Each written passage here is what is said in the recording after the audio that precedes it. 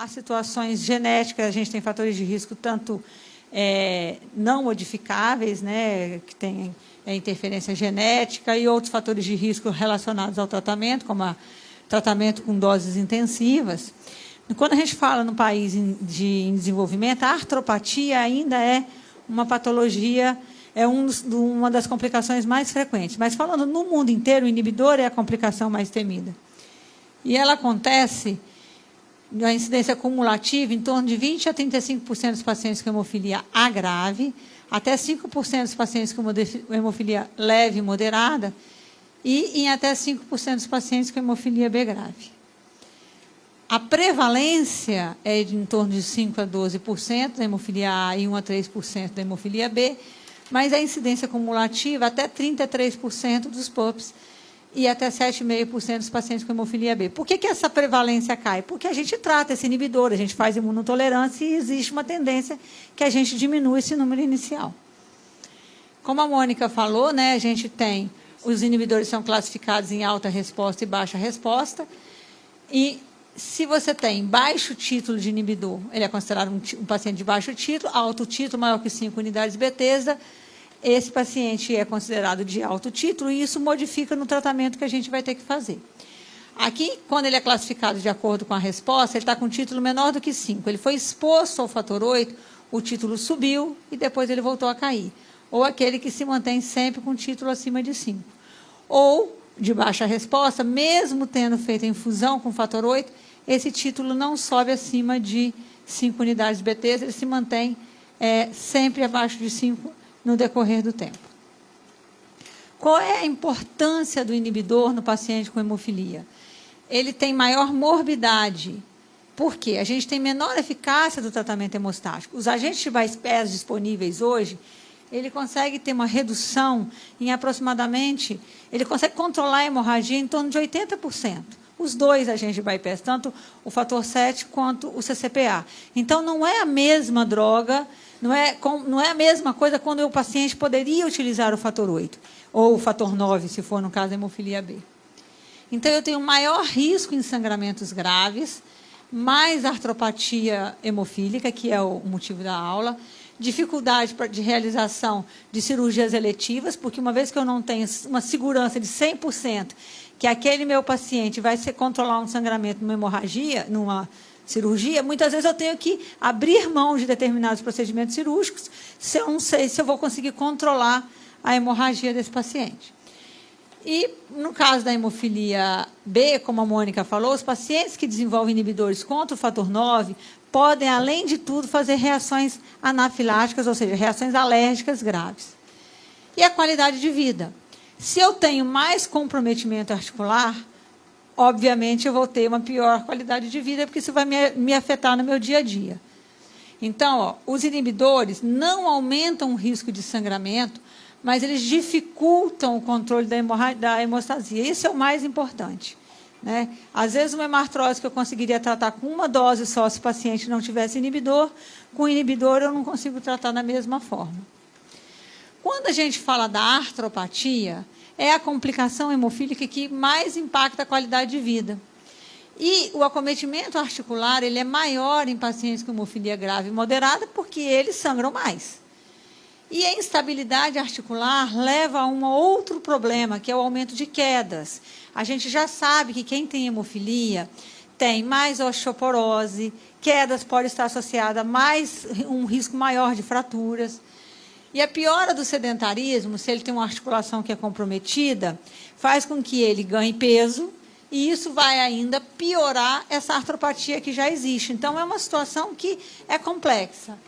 E a indicação de próteses a gente faz, e a gente não faz profilaxia de rotina, mas no paciente que não tem inibidor, o tromboembolismo venoso é uma situação que a gente tem que se preocupar, como em qualquer paciente, porque quando eu não tenho inibidor, às vezes eu dou uma dose mais alta de fator, e aquele meu paciente também tem risco de trombose. A gente não faz profilaxia de rotina, mas quanto mais cedo a gente puder mobilizar esse paciente, melhor. O que acontece numa hemartrose aguda? Eu tenho sangramento na articulação. Quem tem hemofilia diz que sente aquela sensação de que está formigando, está pinicando, que a gente fala de aura. Vai ter a dor, com edema, vai perder a força muscular, diminuição da amplitude de movimentos e o aumento do volume da articulação. Eu faço a reposição do fator, é importantíssima a fisioterapia. Com 3 a 4 semanas, se eu conseguir fazer uma boa fisioterapia, eu vou ter recuperação dessa minha articulação. Quando que surge uma articulação-alvo? É um sangramento de repetição na mesma articulação, por definição. São 3 sangramentos na mesma articulação, com intervalo de 6 meses. Essa articulação que está sangrando repetidamente não volta ao normal. Isso predispõe, como já foi mostrado, a hipertrofia daquela camada fininha, que é a sinóvia, leva a uma formação de novos vasos. Isso vai levar a sangramentos de repetição. Vai perder ainda mais a mobilidade articular e a força muscular, que vai continuar com sangramento de repetição, o ciclo é vicioso, e eu crio articulação-alvo.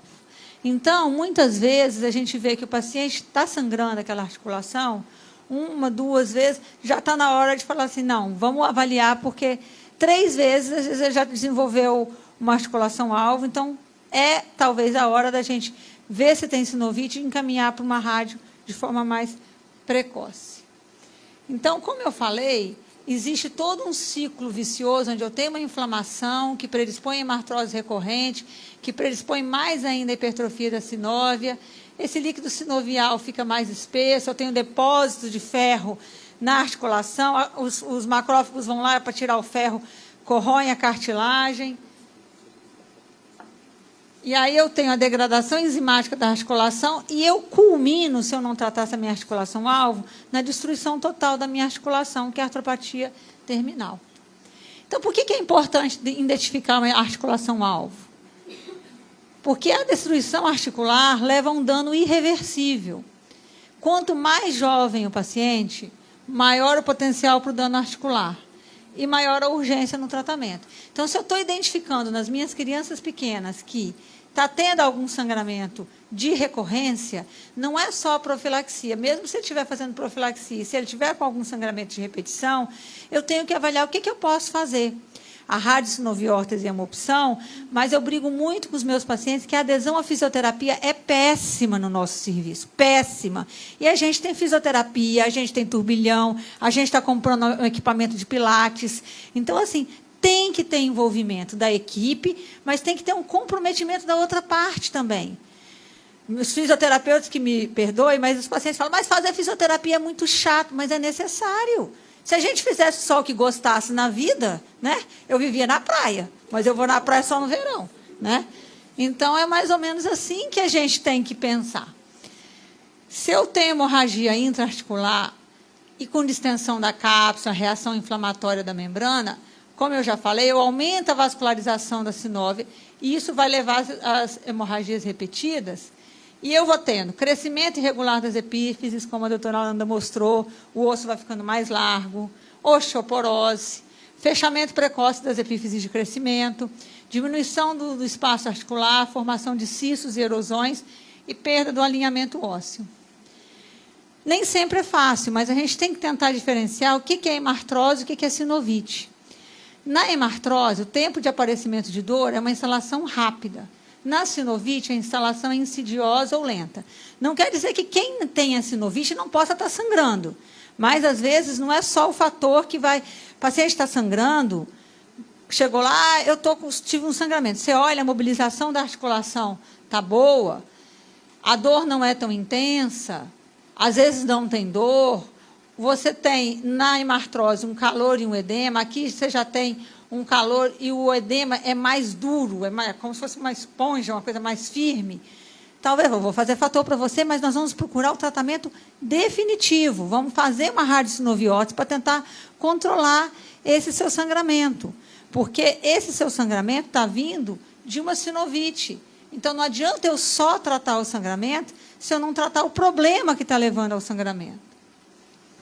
Então, assim, como é que a gente previne uma articulação-alvo? Com inibidor, sem inibidor? É prevenir sua ocorrência. Então, o tratamento precoce dos sangramentos é a primeira coisa que a gente tem que fazer. Se tem inibidor, mais rápido ainda, gente. Se eu tenho um produto que não me garante 100% de segurança para controlar a hemostasia, quando você lê os trabalhos clínicos que falam de comparando um produto a outro, eles fazem o fator com menos de 3 horas. Na prática nossa, o paciente às vezes sangra num dia e toma o fator 24 horas depois, ou toma o fator mais tarde. Eu brigo, sou chata, brigo. Eu estava comentando com um amigo ali que eu conheci, que eu tenho alguns pacientes que fogem de mim. Porque se ele sabe que se chegar lá, ele vai dizer, por que você não está fazendo isso? Por que você não está fazendo isso? Porque a gente vira meio mãe deles, né? Então, assim, eu acho que a educação é o pilar de tudo. Então, identificação precoce dos pacientes, eu tenho que ensinar os pais e pacientes a fazerem isso. Implementar medidas iniciais, tão logo o sangramento seja feito, faz o fator, põe em repouso, gelo, eleva o membro, proteger as articulações até que o sangramento seja resolvido. Isso é um problema que a gente tem. Fora daqui, eles usam muleta para tirar a carga daquela articulação. Eu não tenho isso para usar no meu centro. Entendeu? A gente sabe que a muleta, às vezes, é graduada de acordo com o tamanho do paciente, mas isso não é uma coisa que nem sempre a gente consegue que todos os nossos pacientes tenham isso. A gente está até comprando algumas para emprestar lá. E restaurar a locomoção, força e propriocepção para os níveis pré-sangramentos. Isso, gente, é fisioterapia. Não adianta só fazer fator.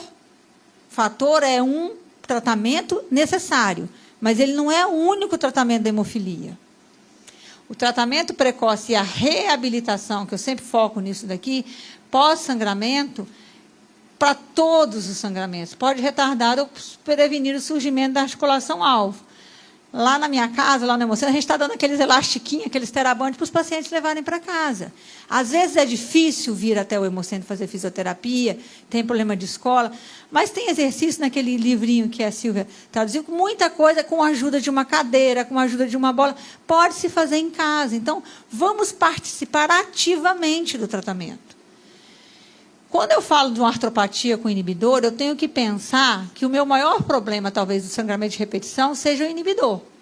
Então, eu tenho que pensar que eu tenho controle do sangramento, é o tratamento de curto prazo, com tratamento de reposição com agente de bypass, e a longo prazo, que é o tratamento de imunotolerância. Quando eu falo do uso dos agentes de bypass para aqueles pacientes que têm um título acima de 5 unidades Bethesda, porque quando tem abaixo de 5, a doutora Mônica explicou que a gente dobra a dose do fator 8. Esses agentes não são sempre eficazes, têm um custo muito elevado, que é preocupante aqui e em qualquer lugar do mundo. A menor efetividade, eu acho que para mim é o pior problema, e sem previsão de resposta ao tratamento. A gente fala que tem variação intrapaciente, ou seja, o mesmo paciente responde uma hora bem a um produto e a outra hora ao outro produto. A gente não tem isso como padrão. E a erradicação do inibidor através da imunotolerância é o tratamento de escolha. Aqui foi o gráfico que eu usei na minha tese. Aqui é o título o inibidor, essa linhazinha em preta. Aqui eu vou fazendo fator, para tentar fazer com que meu organismo pare de produzir o anticorpo e o meu fator, ele possa aparecer a atividade na circulação. Quando eu tenho um título de inibidor alto, o meu anticorpo ele vai e neutraliza todo esse fator que eu estou dando. Eu não consigo quantificar. A partir do momento que o título do inibidor vai desaparecendo, que é essa bolinha pretinha, o fator que eu dou, ou seja, eu consigo quantificar, ou seja, ele não está sendo mais inibido pelo anticorpo, porque esse anticorpo não existe mais, ou seja, o paciente voltou a ter resposta àquele produto, que é o que tem de melhor para ele. A taxa de sucesso é em torno de 70%. Já está terminando. O tratamento da articulação-alvo. O objetivo principal é evitar novos sangramentos. Então, eu faço a profilaxia secundária para tentar reduzir a inflamação, diminuir os sangramentos. Faço um tratamento fisioterápico, orienta a perda de peso e analgesia, se necessário. A remoção da sinóvia com a radiosinoviórtese, que é o que a gente mais utiliza. E quando eu já tenho uma destruição muito grande da articulação, a indicação é de artroplastia. Nos pacientes com inibidor, esse é um grande problema que a gente tem. A melhora dos sangramentos na profilaxia acontece em torno de 50%. Não é igual a profilaxia que a gente tem com fator deficiente. E não existem estudos que corroborem para o uso de profilaxia em todos os pacientes com inibidor, porque ele é muito caro e nem sempre efetivo. Então, se eu estou fazendo profilaxia e não conseguir controlar o sangramento, eu tenho que alterar o regime de profilaxia ou até descontinuar a profilaxia. E as limitações no mundo inteiro são custo, a eficácia, que é em torno de 80%, os inconvenientes, por exemplo, tem fator que eu tenho que fazer diariamente, inconvenientes ao tratamento, e a aderência. Esse trabalho foi um trabalho que saiu ano passado, comparando os agentes de bypass, só para mostrar aqui para vocês que a redução de sangramento foi em torno de 49%, 59%, 62% e 75%. E a redução de articulação-alvo de 43%, 61%, 72% e 75%. Ou seja, eu não consigo nem 80% de redução. Então, a gente tem que pensar que eu tenho que... Não, a profilaxia é um meio do caminho, né? Esse trabalho, ele mostrou que é importante a gente identificar os pacientes que realmente sangram, avaliar a resposta individual ao agente de bypass e a aderência ao tratamento prescrito. E tem que ter pesquisas para avaliar o impacto econômico e os resultados a longo prazo, né? Porque hoje, no mundo inteiro, farmacoeconomia é a palavra da moda, né? Então, aqui, ó, eu tenho um paciente com inibidor de alta resposta. Vou iniciar a imunotolerância. Se ele tem um sangramento recorrente pré-imunotolerância, que foi o que a Mônica falou, eu vou começar com profilaxia. Nesse trabalho, ele coloca preferencialmente com fator 7, desde que o paciente responda, porque o FEIBA, o CCPA, pode aumentar um pouquinho o fator 8, em 30% só dos pacientes. Eu inicio a imunotolerância. Se está com sangramento recorrente, eu mantenho a profilaxia, ajusto dose, eu troco o agente para controlar o sangramento. O inibidor baixou abaixo de 5, eu suspendo a profilaxia. Se ele teve sucesso da imunotolerância, é importante eu manter a profilaxia com fator 8, porque senão ele pode perder a resposta da imunotolerância. E se ele falhou, eu vou iniciar a imunotolerância ou continuar com os agentes de bypass dele, desde que ele responda. Se o paciente não tem plano de iniciar a imunotolerância ou falhou a imunotolerância, eu posso iniciar a profilaxia desde que o paciente tenha um fenótipo hemorrágico. E se o sangramento for persistente, considerar a troca para o outro agente. Só para finalizar, o benefício do exercício em pessoas com hemofilia. É muito importante a gente estimular a atividade física, porque melhora o status físico, médico e mental do paciente, ele vai para a academia, ele convive com pessoas normais, aumenta a força muscular, saúde articular, flexibilidade, inclusão social e qualidade de vida. A gente sempre orienta que o fisioterapeuta olhe como é que está a articulação do paciente para orientar qual é a atividade que ele vai ter que fazer. E a atividade física tem que ser individualizada como tudo. E a atividade física deveria ser prescrita de 2 a 5 vezes por semana, de 30 a 120 minutos cada. Só para terminar, existem novas estratégias de não reposição de fator em pesquisa, o emicizumab, o concizumab, o fituziran e a terapia gênica. Isso eu trouxe só do emicizumab aqui, que é a droga que está sendo testada, que é um anticorpo monoclonal que liga o fator 9 ao fator 10, substituindo o fator 8, e eles viram que, quando eles compararam esse grupo que fazia profilaxia com emicizumab, de quem não fazia profilaxia, teve uma redução muito importante na taxa anual de sangramento, de 2,9 para 23,3 nesse braço. Quando eles compararam os pacientes que faziam profilaxia com agente de bypass, essa taxa de sangramento também teve uma redução de 79%, de 3,3 dos pacientes que faziam emicizumab versus 15,7 nos pacientes que faziam uso do agente de bypass. Mas é uma droga nova. E existem também eventos adversos, né? Então, existiram casos de trombose microvascular, que a gente fala microangiopatia, trombose venosa cerebral, um caso, necrose de pele, um caso. E esses casos de trombose foram associados sempre ao CCPA, numa dose de mais de 100 unidades por quilo, por mais de um dia. Tá? Só para ter lembrança. E acabou. Então, os pacientes que desenvolvem inibidor têm mais chance de desenvolver artropatia por dificuldade do controle do sangramento. A erradicação do inibidor deverá ser feita sempre que possível. A profilaxia com agente de bypass não está indicada em todos os pacientes com inibidor, até pela situação onde você não tem 100% de garantia que vai melhorar. O tratamento da articulação-alvo deve se basear no controle de sangramentos, na reabilitação e na avaliação da necessidade de um procedimento específico ortopédico. A Silvia já fez vários pacientes meus com inibidor, com muito sucesso. Então, assim, é a gente trabalhar com parceria com toda a equipe, não é ser só eu trato, né? E novas estratégias de tratamento poderão mudar o paradigma na condução dos pacientes com hemofilia, principalmente com inibidor, como eu mostrei no slide posterior. Muito obrigada.